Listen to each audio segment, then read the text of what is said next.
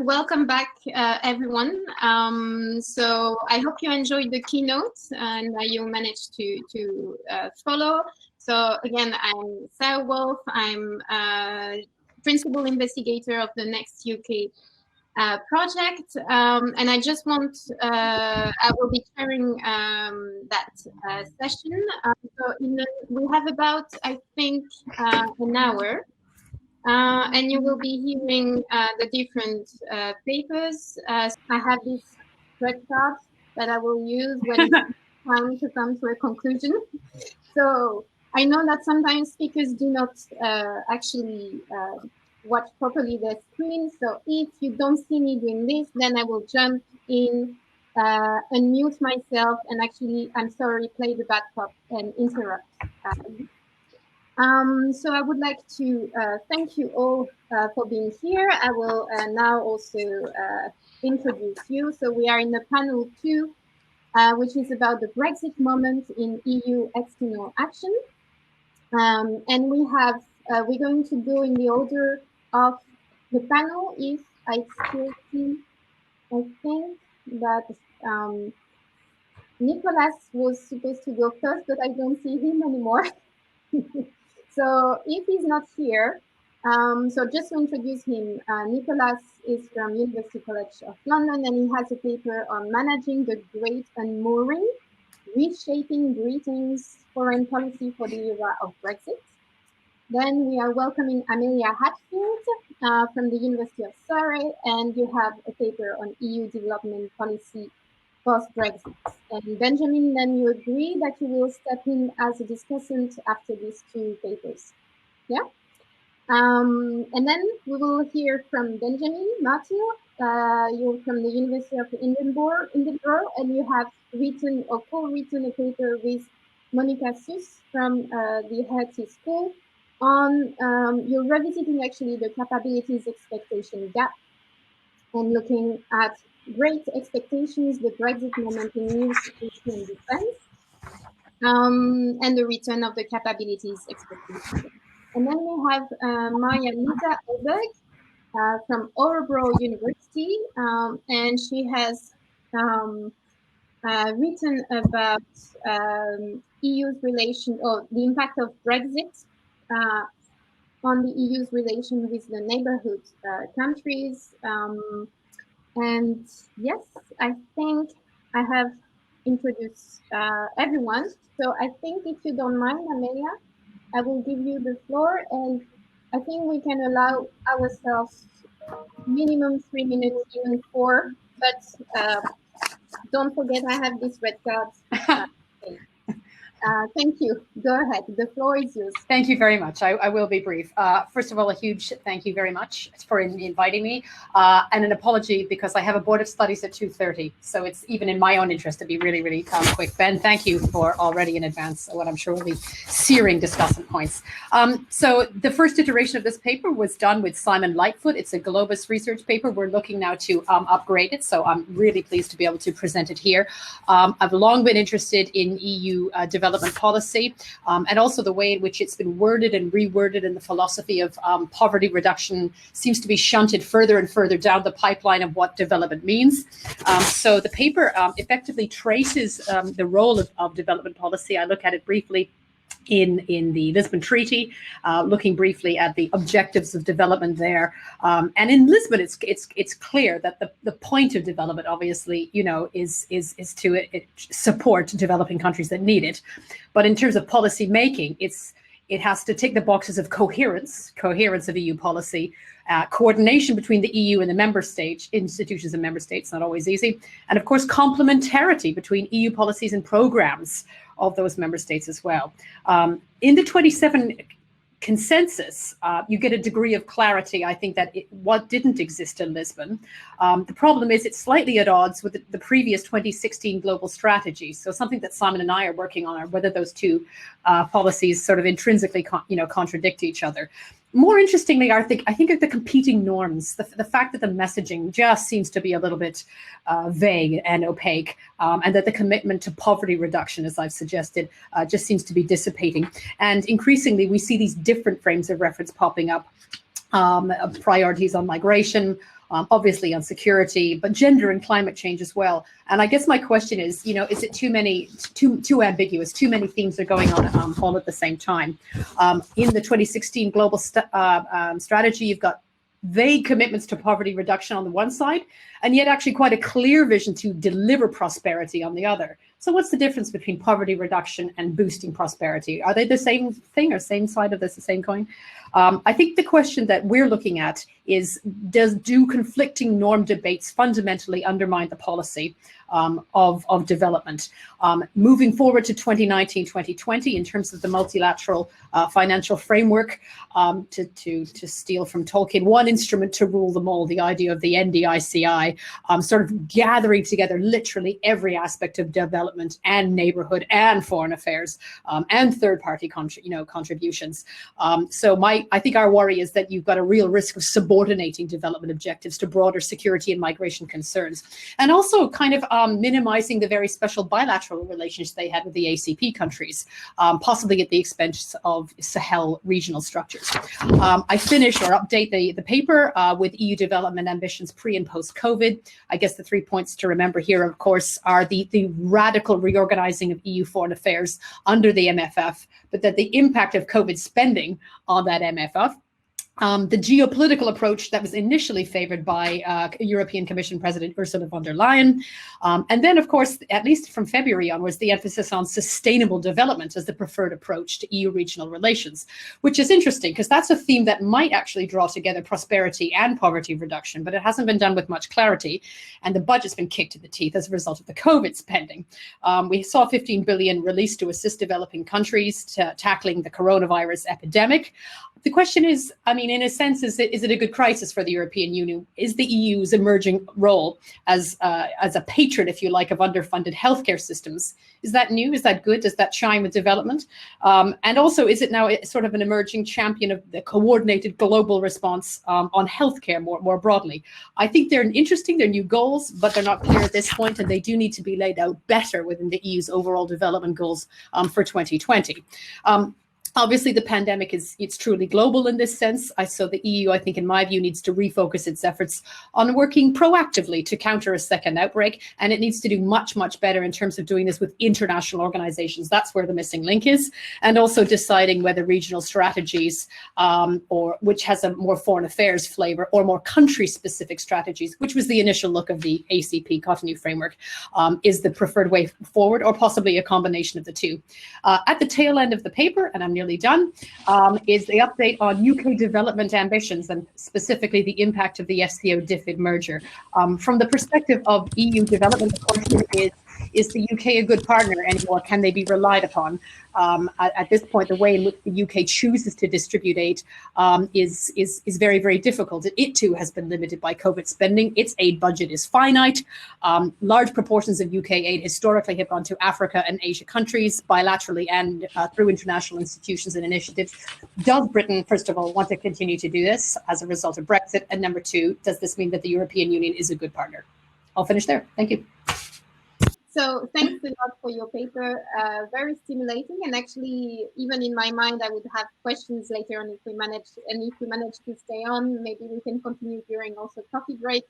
But also, what about the reverse, the impact of leaving the EU for British development policy? As you said, it had a huge impact on development in Africa and I think global health as well. But before we get there, and also I see that Nicholas Wright has managed to rejoin the session. So I think the floor is yours, if you don't mind. That's fine. Can you hear me okay? Yes, we can, and brilliant. I've already introduced you to the audience. Fabulous. Yeah, sorry about the tech difficulties. Anyway, yes. So thank you very much. I think I've got 3 minutes to run through this. So I'll start with another brief apology in that my presentation slides and the actual longer video presentation are only only be available today, but hopefully if you're interested in watching them in depth after this, that would be great. What I've done, the paper I've written for today is a kind of an updated version of the paper that you'll find in Dropbox, which is really thinking about the consequences for UK foreign policy and foreign policy making of Brexit. And what I've tried to do in this updated paper is essentially offer a theoretical framework for how we think about that. So one of the things I think we're only really starting to do now is actually start to really think about the theoretical implications of Brexit. How do we actually analyse it? So the framework, the theoretical framework that I have I'm proposing here is one called deinstitutionalization, which is a relatively underused and unknown concept within the institutionalism literature. And in fact, there's very little work done on it outside of the field of management studies, which may or may not be a good thing. But essentially, what I started with to think about is, okay, what is the consequence of us as the UK leaving the EU's foreign policy system? Because in the context of the CFSP, foreign policy cooperation has evolved to become highly institutionalized in formal structures, but also through processes of socialization, through the range of norms and logics of appropriateness that really govern how member states engage with each other. So what is that going to mean for the UK stepping back from that? And not surprisingly, deinstitutionalization is a kind of a corollary of all we think about in terms of what institutionalization is, in the sense that it's rejection of the validity of long-standing tradition or established activity. And it seemed to me a very interesting potential concept to kind of capture the processes of sweeping transformation that Brexit imply for UK foreign policy and foreign policy making. In the context of Brexit, we're not simply seeing the possibility for formal structures and organisations to change or disappear, but more fundamentally, it's a shared understanding, the ways of interpreting the world, assigned roles, discourses, etc., have the potential not simply to change, but actually to be broken down entirely and become illegitimate. And so deinstitutionalization gives us a way of analysing and theorising that. And in particular, what I do in the paper is look at the work of two sets of scholars. The first is Christine Oliver, who wrote seminal work in 1992 about deinstitutionalization. And she identified three big factors: political pressures, which essentially result in particular institutionalized practices facing the threat of erosion or displacement when their utility is seriously called into question. And it's very easy, I would suggest, to identify that with the UK's decision to leave the EU, the very significant structural break that therefore represents for foreign policy making institutions such as the Foreign Office. So it's not simply about adapting to a changed environment in which the UK is no longer a participant, but it's actually about developing an entirely new frame within which to imagine and enact the UK's relationship with its former EU partners.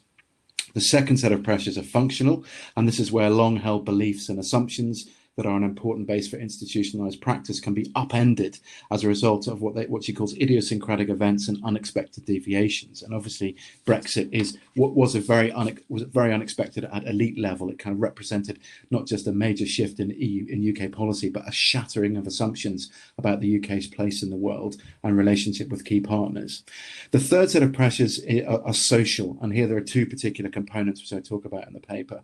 And that's first of all about new members of staff coming into an organization with what she calls different interpretive frameworks and social definitions of behavior that act to diminish the consensus and unquestioning adherence to taken for granted practices. And here we can think about the massive increase in civil service numbers post-Brexit to try and make this happen. These are civil servants coming in with a primary objective, which is to fully implement the Brexit decision.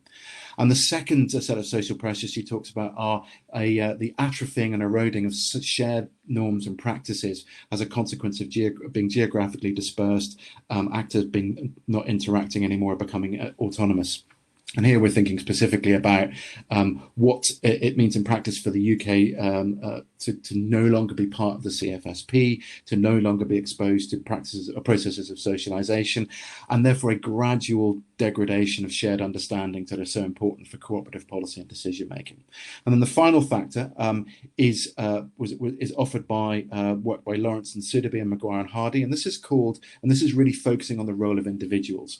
And Maguire and Hardy talk about what's called outsider-driven deinstitutionalization, and it's really thinking about the possibility that individuals can strategically act to destroy institutions. And so Maguire and Hardy proposes kind of this idea of disruptive institutional work, highlighting the negative impacts of existing practices, and in so doing, increasing them. And what that might look like then in terms of Brexit, we can think about the role of specific individual actors as agents of change in the context, for example, of major civil service reform in the UK being driven by Boris Johnson, Dominic Cummings, Dominic Raab in the Foreign Office, etc., but also the merger of the Foreign Office and DFID. So these four factors give us, or measures, if you like, give us a way in to think about the specific processes that are underway. So just to kind of in conclusion then, the kind of four forms of deinstitutionalization I've discussed very briefly here offer, I would suggest, a very promising framework to consider the consequences of Brexit for UK foreign policy and foreign policy making institutions. They give us a potential to examine more closely what those processes actually look like, and think about more carefully about change and what is actually taking place. And I think most importantly, they allow us to better understand the significance for the UK's foreign policy making institutions of how Brexit is being enacted and the policy challenge that will follow. And that's my nutshell. Thank you very much. Thank you very much. You're both very good at keeping time. So thanks a lot. And I think, Amelia, you said you will have to leave, right, as well, in a minute, or? Yeah, in about 12 minutes, unfortunately, yes. So maybe it's time, if you don't mind, Benjamin, to give you the floor. So you are our discussant, and you might have already a reaction to these two papers. The floor is yours. Okay, thanks very much. Can everyone hear me? Yes. Yep, okay, fantastic. Thank you very much. Okay, so thanks very much both for these really interesting papers. I learned a lot from both of them and I really enjoyed reading them. I'll keep my comments fairly short because I think both of the papers are going in a really interesting direction. I'll start with yours, Amelia, in case you have to hop out. I really enjoyed what I think is a very contemporary, up-to-date paper on development policy. And I think what I particularly liked about what you've done here is linking, really getting into the debate and asking what development policy is for, and highlighting these different sort of normative interpretations and which is kind of, winning out at the moment, but also the link to the global strategy and to Brexit. I think it's a very contemporary and very helpful paper. There's a number of things that I found particularly interesting that I might highlight. One is the fact that it seems to me that we have this kind of parallel process of politicization of development policy, both in the UK now with the creation of the random jumble of letters. It was now the Foreign Commonwealth Development Department, but also in the EU. And I wonder if part of this is a kind of parallel evolution, but whether it's also just the way that the world is going at the moment, right, with concern about how you deal with a more multipolar order in which other countries are explicitly placing their development and investment policies towards political and geopolitical aims. So maybe just kind of reflect on how that fits in with sort of conceptions of strategy in the 21st century that move towards greater politicization. I thought the idea of competing norms is really interesting, and it allows you to get into a lot of very contemporary debates, sort of gender policies and climate change, and to link those to development. I sort of wondered here where you wanted to go theoretically with this section. I think it's the description here is really helpful and the categories are doing a lot for you, but did you want to make a kind of bolder theoretical claim about the role of norms here, and what happens when you get these sort of partly complementary but also partly conflicting agendas sort of pushed together? Like you said, is development policy now kind of all things to all people and thus reasonably redundant? And to what extent do these different forms of politicization not only cut up against the traditional aims of development policy, but also against one another, right? We're seeing politicization of development in different forms. And I thought it was interesting as well to reflect, Amelia, on you talk about the tension between the kind of focus on the neighbourhood and ACP states. And I was just thinking that there's a lot of broader issues underneath that as well that I think are really kind of worth unpacking, especially in relation to the big strategic questions that Europe has to ask of itself. Not just whether development policy should sort of follow member state and dominant member state priorities, or whether it should try to have a sort of a more coherent sort of rationale behind it, tacking onto EU conception of EU interest, but also whether Europe wants to be a global or a regional actor. I mean, these are big kind of geopolitical debates that they're brought up again by, you know, sort of Chinese investment in sub-Saharan Africa and other places, and no doubt the EU's cognizant of that as it's having debates on development. So in a sense, I think the paper's really good. I loved it. I learned a lot. There's a lot of detail, and it's all really well spelled out. I just wondered, in the sense of, depending on what you do with it, I wondered if it was a paper sort of looking for a meta framing, a question or a puzzle, and sort of what you would put that really good analysis and description in service of. And I mean that in the nicest way. I'm not trying to be, that's not a backhanded compliment. And then just finally, you know, the question of COVID, I seem to remember that this is history repeating itself, because we had the same, you know, do you tag on a COVID epilogue to your paper? And I think it's an open question. I mean, others might disagree. I think, you know, in as much as COVID is now providing a lot of context that we need to know about, there's also a sense in which COVID is clearly going to ruin a lot of papers when we hurriedly try to say something which is currently evolving. And we had the same debates about Brexit. And I always kind of erred towards the dynamics you've identified pre-Brexit will probably continue.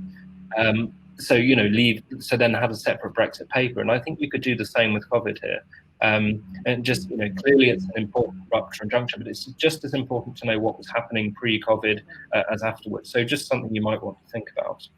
So thank you very much for that. And then Nick's paper, if I may.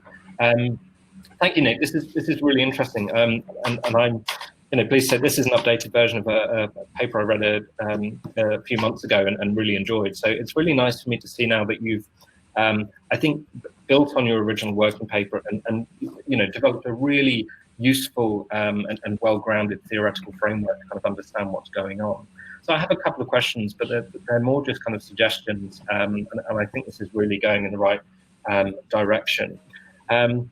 So one is whether, and this is just maybe getting you to think about deinstitutionalization in different ways, because I think it really can be unpacked, and it might be that there's some things that you want to, you know, sort of really hone in on, or maybe you just want to, you know, talk about the sort of different conceptualizations. But, you know, to me, is there a difference between the attitudes of those in the UK that are kind of deliberately seeking to undermine EU institutions? I'm thinking here about, you know, the Nigel Farages who are saying, like, you know, this is finally the end of that terrible institution, and that our kind of ideology is the institutionalization, versus those who are sort of pragmatically trying to withdraw the UK and actually would, you know, even want to benefit from the stability of you know, of the EU afterwards, right? You know, good luck to them. And then I think there's different kind of levels of analysis going on here as well. You know, are we talking about I think what you want to talk about is how policymakers, you know, manage this process of deinstitutionalization. And I think that's really interesting. But you might want to separate that from bigger questions of why you would want to undertake institutional change. And there, I think you can link this paper to some interesting literatures in IR, right? There's certainly literatures on forum shopping and on competitive multilateralism that might tell you something about why the conditions under which states decide to give up on existing institutional memberships. I've just seen around 30 seconds, and I think I'll get through it. And so I guess my final point, Nick, linking to that is, you know, you might want to situate yourself within these relevant literatures, right? There's a literature on international organizations and why they die out. Stephanie Hoffman, Karolina Milovitz have worked on this. There's big literatures on, you know, EU collapse, EU disintegration, differentiated disintegration. And I think it might be that you're saying something different to these literatures, and that might actually be quite a helpful selling point for how you pitch your paper. So thanks, Nick, thanks, Amelia. They're both really good papers, and I really enjoyed reading them. That was super helpful. Thank you very much, Benjamin. Thank you, Ben. And actually, Brilliant. I'm sorry to cut you, but we wanted also to make time for your paper and for the paper of Maria Lisa. But after reflecting on these papers, and also you had some insights into theories, I think, of foreign policy, you come back to us with a concept I started my PhD with, which is capabilities expectation gap, and what's the impact of Brexit. So I really enjoyed the paper, and yeah, the floor is yours, Benjamin, again. very much. So I shot myself in the foot there by taking up my own time. Okay, so I'll be quite brief. This is a paper I wrote with Monica Seuss, which is for a special issue of Europe in the World Law Review. It's called Great Expectations. I originally wanted to call it Great Brexpectations, but I was shot down by the editor for fairly obvious reasons. So basically, just a couple of minutes on what we're trying to do with the paper. So we're doing the sort of standard kind of stock taking, as it were, of the EU's, what we call the Brexit moment in EU security and defence. So we trace the development of a number of different structures and institutions in the aftermath of the Brexit vote, some of which in various forms had been on the cards for a while anyway, but some of which emerged in a different form. So we look at permanent structured cooperation, PESCO, the launch of the Coordinated Annual Review of Defence, the establishment of the MPCC, the Military Planning and Command capability, and the introduction of the Commission and Community Budget into defence funding through the European Defence Fund, which was supposed to help to bring about a coordinated a European defence industrial base. And which, of course, all of these are coming on the heels of the global strategy and other non-EU but maybe future EU initiatives like Macron's European Intervention Initiative. Now, what the paper does, and this is something which is other papers have obviously charted these developments as well, but I think what we tried to do is to get into the Brexit context and to say that Brexit is not a redundant part of this explanation. There was a big soul searching in national capitals and in Brussels to show after the Brexit vote that European integration was still proceeding apace. Security and defence was seen as a very good opportunity for this because there was considerable room for movement still, and also because by virtue of the lack of EU capabilities in this area, there were no major fiascos that could be pinned on the European Union. There was an opportunity from many to overcome, the perceived removal of the UK veto, though I'm not convinced that's wholly as efficacious as some people say it is, because states hide behind it very often. And also, of course, a desire to respond to pressing external challenges and fill in some of the gaps left by British withdrawal. So what's specific about our paper and bringing in this context is first that we acknowledge the duality of the Brexit moment. It's about politics as much as it is about responding to external challenges, and we think that's important. And secondly, we bring expectations in as well. So using Christopher Hill's, very well used metaphor of the capability expectations gap, we say, look, it's not just about the changes that you make, it's also the changes in the expectations held of the actor. And our claim is relatively simple, that expectations on Europe's abilities as a security, defence and foreign policy actor are now reasonably high. The rest of the world seems to have the idea that, one response to Trump's kind of unilateralism and general uncertainty is that the EU is now the upholder of international liberal order, at least until Trump's replacement comes in. Within the EU, Brexit is seen by many as an opportunity for the EU to move forward and become a more relevant security and defence actor. And this is repeated by countless EU politicians and policymakers. And within the UK, both Remain and Leave camps frequently talk about the EU moving ahead and moving towards some kind of European army. Now, obviously, we know that that's very much political rhetoric, but the point is that all of this feeds into the expectations held of Europe. And to return to Chris Hill's warning, insofar as expectations are not in line with how EU security and defence actually works, with what kind of actor the EU is, with the roles that it can legitimately take on, and the sort of perennial limitations of transnational security and defence cooperation in a context of nation states who are jealously guarding their sovereignty, but also are very concerned to avoid vulnerabilities, you end up with a difficult situation. So our claim is not that the EU's Brexit moment in security and defence isn't significant. In and of themselves, these are really important developments. And we're seeing a lot of movement, much more than we had before, but that we need to very carefully manage expectations, and that a failure to do otherwise will end up denting EU credibility, both among its own population and in the expectation of international audiences. So we risk a return to the situation Hill was describing in the 1990s. And I'll stop there.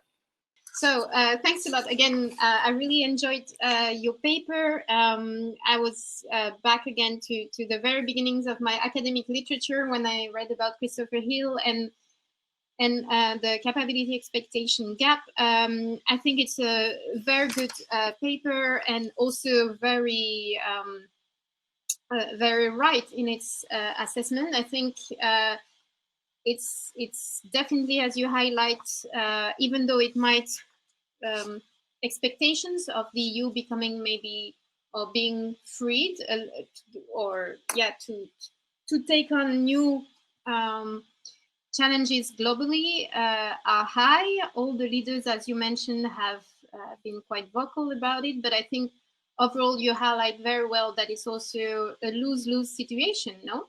That actually both partners might lose out of Brexit. I think also, I mean, in the paper you do a really good overview and state of the art of the situation. I think maybe, of course, I don't know if it's already under peer review or it's going to be published, but definitely I would possibly think a little bit more about the implication of COVID-19 as well, maybe in the paper. And I mean, Britain has been a huge contributor to CSDP, to CFSP as well.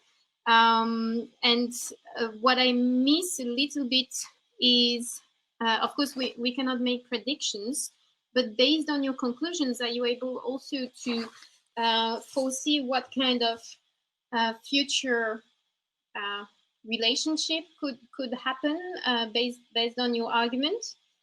And because I'm also a little bit into international relations theories, I would also encourage maybe you to think about, I don't know, it seems a very, I think the capability expectation gap, as you say, is not a theory, it's more a concept that is being applied to understand how EU foreign policy, EU security and defense works.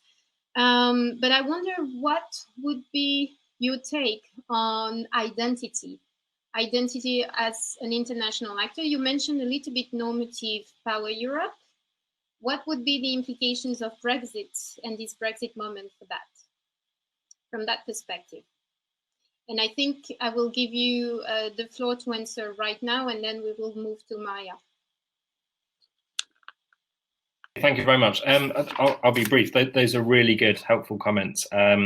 So as to the future relationship, yeah, I mean, you're right. The UK has been a significant contributor to CSDP. It clearly lost interest at some point along the way. I mean, you have various accounts of when this happened. Some were saying it was simply that CSDP didn't end up being as efficient as the Brits would have wanted it to be. So you see sort of the UK doesn't pull its weight as much as you would expect in terms of contributions to missions. The UK doesn't seek to use CSDP as much as France does. So in a sense, it's easier in that way to to cope with the UK's loss. You make up with significant, you develop EU capabilities and strategic airlift, and find a way of going it alone without the Brits. I think at the moment the security discussion of a security partnership is just is non-existent, and there's various reasons for that. Sort of Richard Whitman has suggested it's because the UK has not needed CSDP as much, so it's the one area of the negotiations that you can kind of leave to later, and I think a lot of this stuff will end up coming together when the next crisis hits and we see what happens. I think the problem is that the UK doesn't want to be a rule taker for obvious reasons relating to its clout, and so that rubs up against the EU's decision, or the EU's keen interest in safeguarding its decision-making autonomy.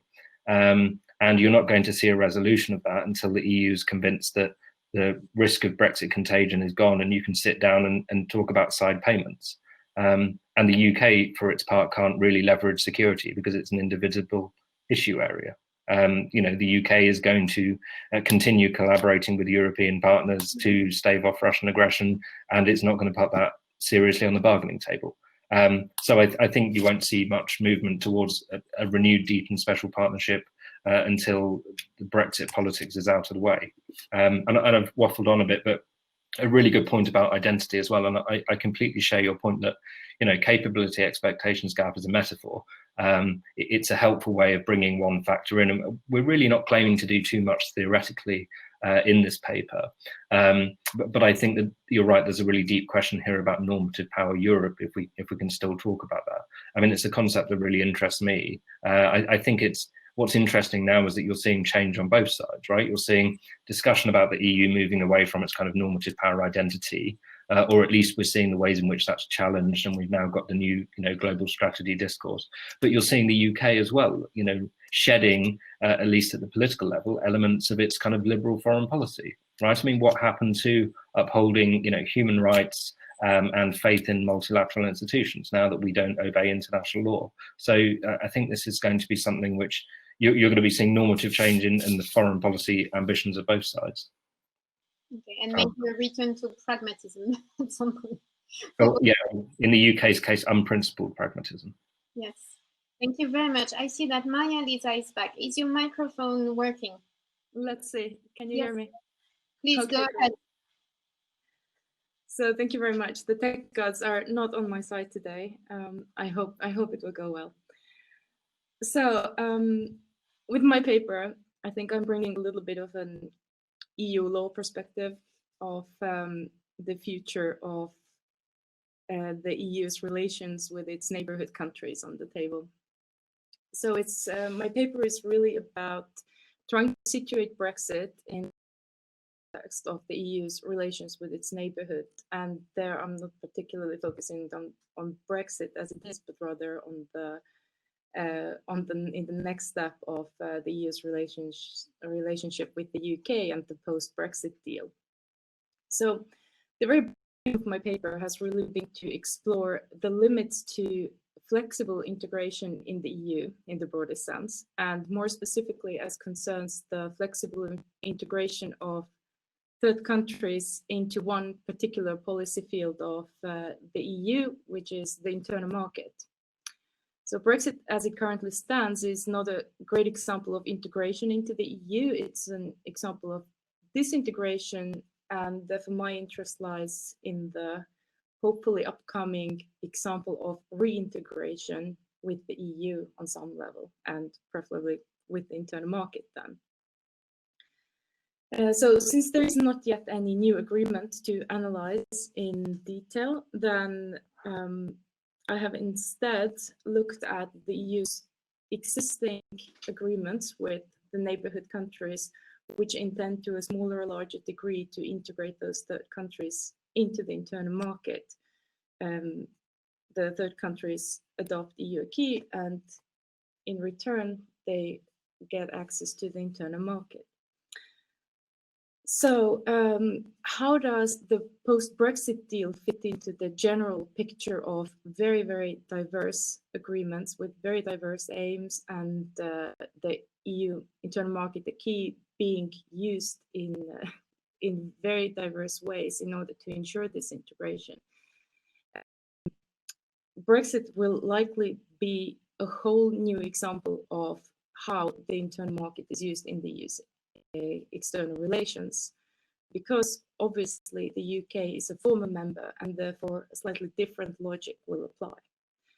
So since there is no new deal agreement, I have been looking at the withdrawal agreement and the political declaration which accompanied it, and looking at those, it becomes apparent that that flexibility which the EU can accord under normal circumstances to other neighborhood countries when it comes to deciding, for example, on the particular extent of the free movement provisions, will not be applied to Brexit.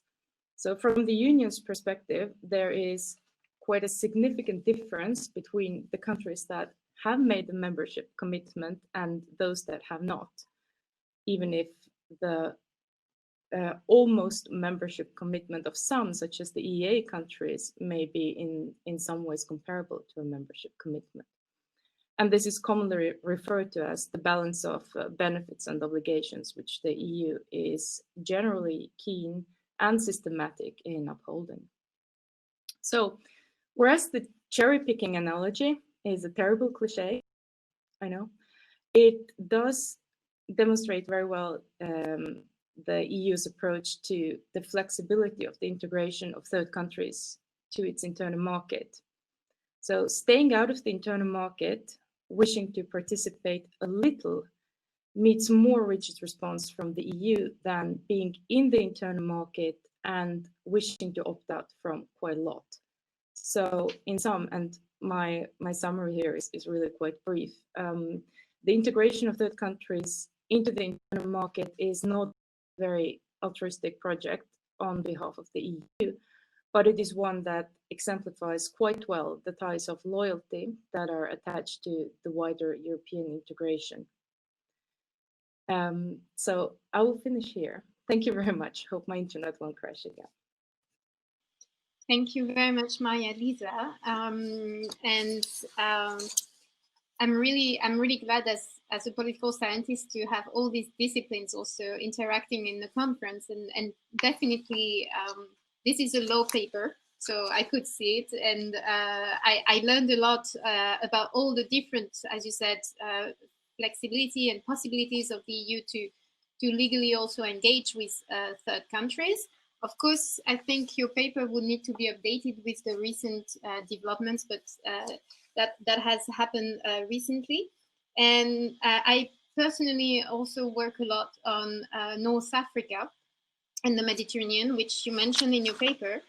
And indeed, there are these deep and comprehensive free trade agreements that you go through as well, which complement associations agreement. And indeed, the EU has not, at least vis-a-vis North Africa, where the asymmetries of power are completely, of course, different, but has not been very altruistic, as you say. So I could relate to that. I think from my perspective, I would have liked also maybe to I don't know if I can encourage you to look into some theories that we use sometimes also in international relations, which is the loyalty, voice, and exit theory, I think from Hirschman, if you're familiar. And I think that could really help to improve the paper, maybe, because you were questioning the loyalty in your presentation, and it's very interesting because now we have an exit. So what can happen once a member state has exited in terms of loyalty is also very interesting. So I was wondering if that could improve your paper. And just more generally, I wonder if you really think that the EU will use the same recipes than with ENP countries with the UK, because it's such a different partner. So I think this could, if you agree, I see you nodding, this could come out maybe more clearly in the paper as well. So I give you maybe 1 minute to react. I would like also, if Nicolas and Benjamin have questions for the panelists, please keep them in your mind, and then we will open also the floor for questions from the audience. They can type in their question in the chat, and I will bring them to the panel. So Maria-Lisa, I don't know if you have any reaction, or if this brings any food for thoughts for the future of the paper. Yeah, thank you very much, Sarah, in particular for the voice and exit, which I am familiar with. I will look into it. Really, very good tip. Your question was about whether the EU might use the same recipes. The answer is no, because the UK does not want to, has never wanted to. The UK does not fit into any of the existing schemes. The EEA would be the only multilateral one to fit into, and there are many reasons, not only related to the EU or the UK, but also to the EEA, which is not terribly interested in having one more member to them, which would be, well, too big compared to the existing members. But anyways, none of these examples are really to be used or to straight off the table for the UK. It will be a custom-made deal anyways, and the EU has been moving towards more multilateral schemes, etc. But one needs to take into consideration the very particular circumstances surrounding the conclusion of the New Deal, which obviously is Brexit. And then secondly, the particular relations between the EU and the UK, which would be different from a neighborhood country aspiring for membership, for example.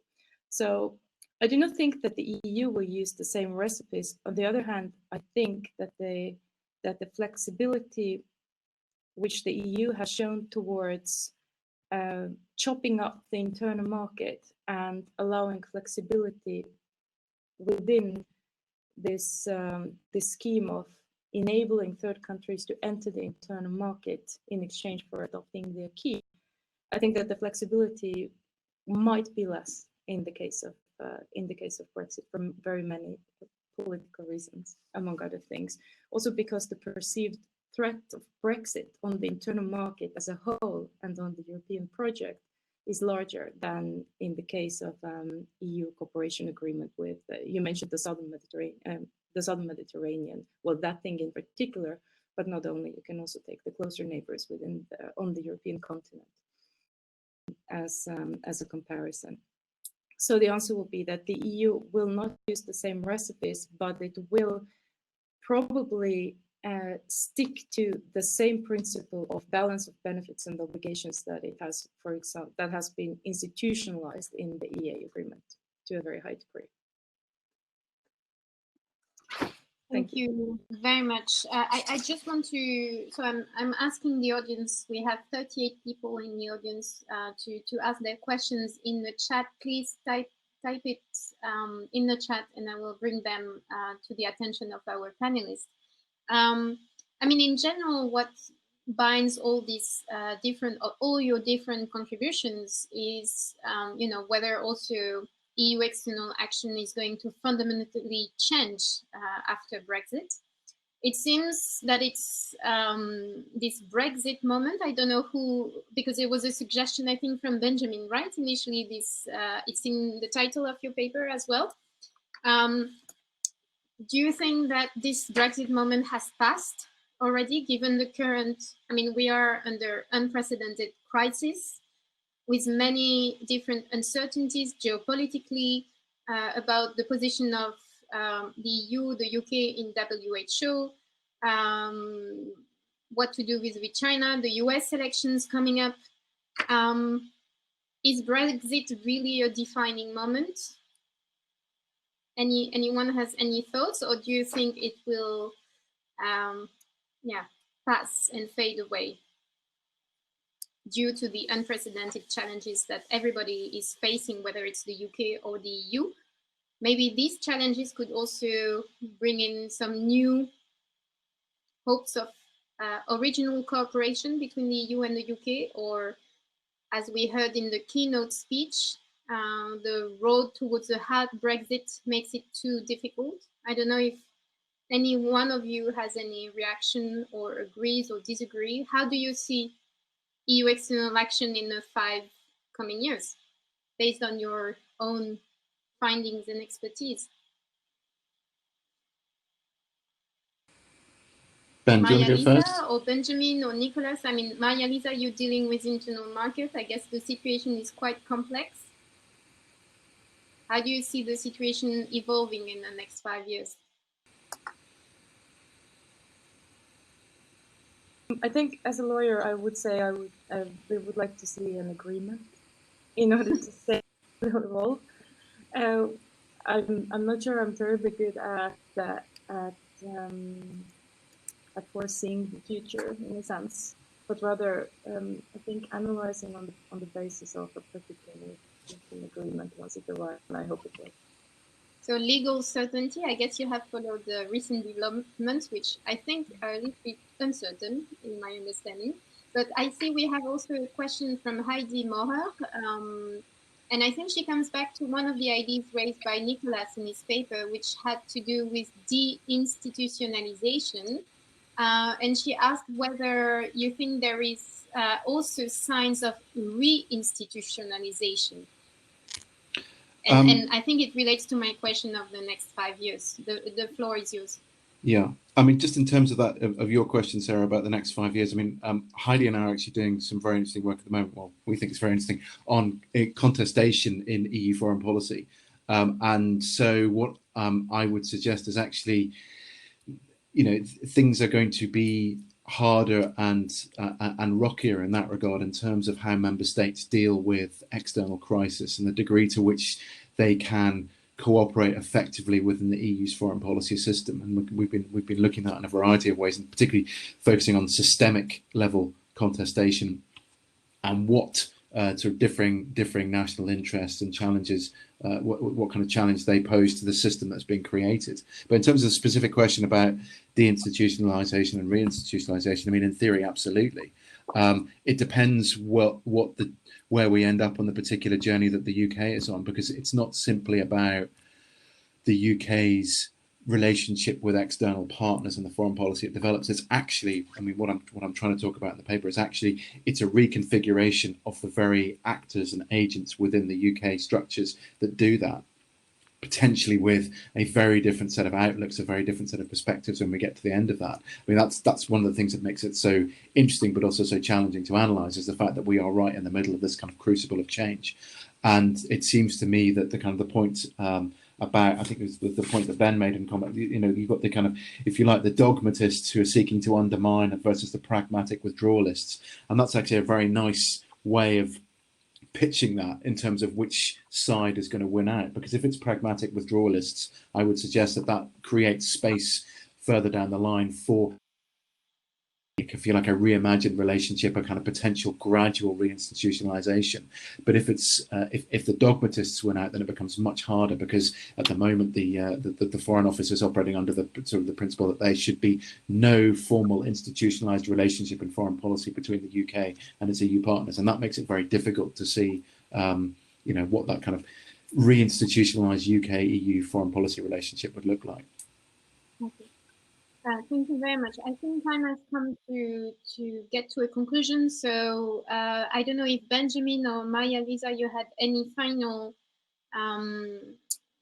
idea or conclusion you would like to give? No, otherwise I would like to thank you all very much for taking part in this panel. It's been extremely interesting, and I will also convey my comments in writing to Maria Lisa and Benjamin, but I enjoyed reading the papers. Thank you all. Bye-bye.